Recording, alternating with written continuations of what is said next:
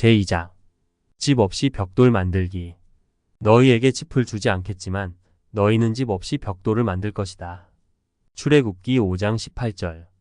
출애굽기 5장에서는 이스라엘 자손들이 이집트에서 가혹하게 노역을 하며 고통받고 있는 모습을 묘사하고 있습니다.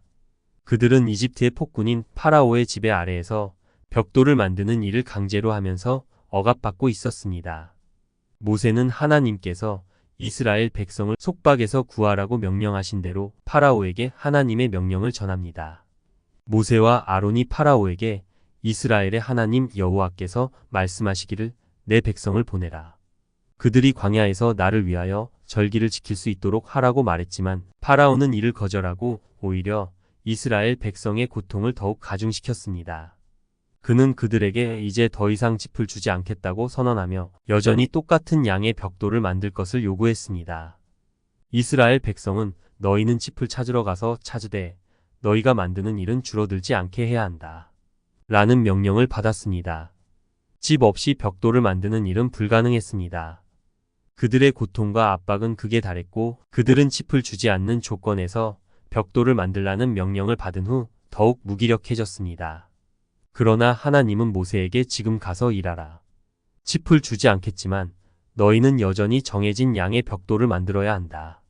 라는 말씀을 주셨습니다. 이 말씀은 그들에게 불가능한 상황 속에서도 하나님이 길을 열어주신다는 것을 보여줍니다. 집 없이 벽돌 만들기는 우리가 인생에서 마주하는 불가능해 보이는 상황을 극복하는 강력한 비유입니다. 이는 신앙과 신성한 법칙을 통해 불가능한 일을 성취할 수 있다는 교훈을 줍니다. 영적인 관점에서 이집트에서의 이스라엘 백성의 삶은 부정적인 생각에 지배받고 있는 인간의 상태를 상징합니다. 불안, 두려움, 자만, 원한, 불만 등의 부정적인 생각들이 우리의 내면에서 폭군처럼 작용하고 있을 때 우리는 이집트라는 정신적 노예 상태에 놓여 있는 것입니다.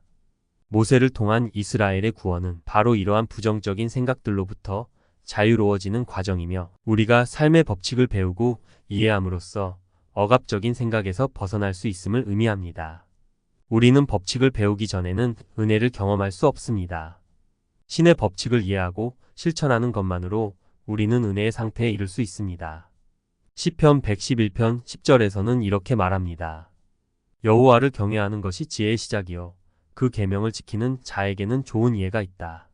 여기서 여호와를 경외하는 것은 사실 신의 법, 즉 인과응보의 법칙을 이해하는 것을 의미합니다.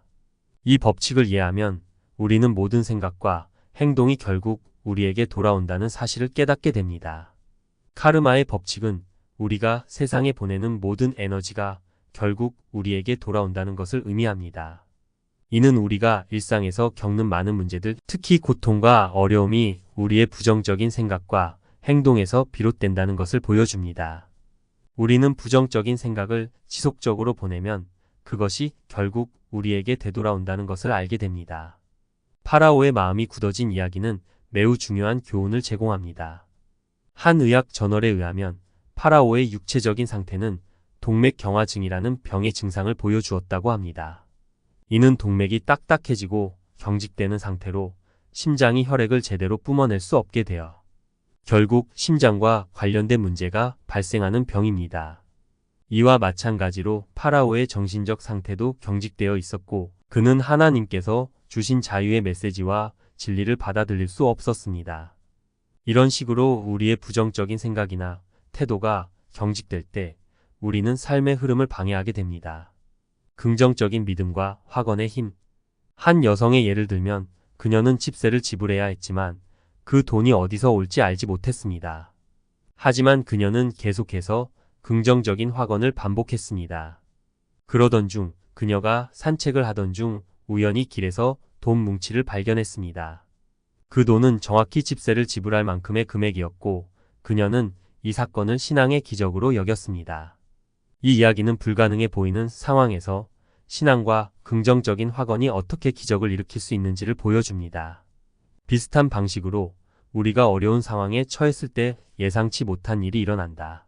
나에게 불가능해 보이는 좋은 일이 이제 실현된다는 확언을 반복하면 우리의 이성적 사고와 의심을 잠재울 수 있습니다. 이러한 확언은 우리가 당면한 문제를 해결하는 데 도움을 줍니다. 풍요의 진동. 모든 것은 진동으로 이루어져 있습니다. 우리가 풍요, 성공, 행복과 같은 긍정적인 생각을 가지고 있으면 그것과 같은 진동을 내게 되고 자연스럽게 그런 긍정적인 에너지가 우리에게 다가옵니다.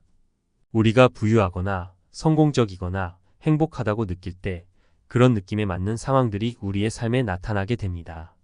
예를 들어 어떤 파티에서 사람들이 게임을 했고 이긴 사람에게는 아름다운 부채가 주어졌습니다. 그중 아주 부유한 여성 클라라는 아무런 어려움 없이 그 부채를 받았고 그 주변 사람들은 부러움과 시기를 느꼈습니다.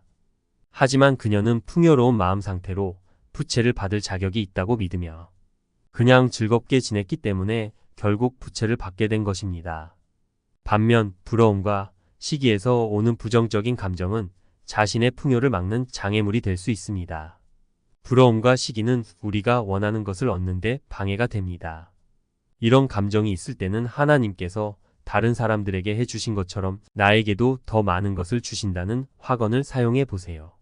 이것이 우리의 마인드를 변화시키고 우리의 삶에 좋은 일이 더 많이 오도록 만듭니다. 태도의 변화의 중요성. 인생은 종종 우리 자신의 태도와 인식을 바꾸는 게임입니다. 한 번은 뉴욕에서 사과를 파는 남자를 만났습니다. 그는 매우 불친절한 표정을 지으며 사과를 팔고 있었고 아무도 그에게 사과를 사지 않았습니다. 그래서 저는 그에게 미소를 지으라고 조언을 했고 그 후 그는 표정을 바꾸고 사과를 미소로 팔기 시작했습니다. 그 후 그는 많은 사과를 팔게 되었습니다. 이 이야기는 우리가 발산하는 에너지, 즉 얼굴 표정, 몸짓, 태도 등이 얼마나 중요한지를 보여줍니다. 우리의 태도를 바꾸면 우리의 인생도 바뀌기 시작합니다. 여러분의 주범을 찾으세요. 그 부정적인 생각이나 감정이 바로 여러분을 붙잡고 있는 주범입니다. 그것을 제거하면 여러분의 성공과 행복이 흐르기 시작할 것입니다. 영적 자유로 가는 길. 우리는 모두 내면에 파라오라는 부정적인 생각을 가지고 있습니다. 그러나 모세가 이스라엘 백성을 이집트에서 구출했듯이 우리는 우리 자신을 그 부정적인 생각에서 자유롭게 만들 수 있습니다. 이를 위해서는 자신이 가진 부정적인 생각, 두려움, 불안, 미움 등을 찾아내어 그것을 변화시키려는 노력이 필요합니다. 그렇게 하면 우리의 외부 세계도 변하게 될 것입니다. 풍요와 자유의 법칙. 집 없이 벽돌 만들기의 큰 교훈은 우리가 신성한 법칙을 이해하고 믿음을 가지고 있을 때 불가능해 보이는 일을 성취할 수 있다는 것입니다. 신의 법칙을 따르고 긍정적인 마인드로 우리의 삶을 변화시키면 우리는 부정적인 생각과 상태로부터 자유로워지고 풍요롭고 건강한 삶을 살 수 있습니다. 여러분도 기억하세요. 너희에게 짚을 주지 않겠지만 너희는 집 없이 벽돌을 만들 것이다. 이 말은 우리가 신의 법칙을 믿고 따를 때 불가능해 보이는 일이 실제로 일어날 수 있음을 알려주는 강력한 메시지입니다.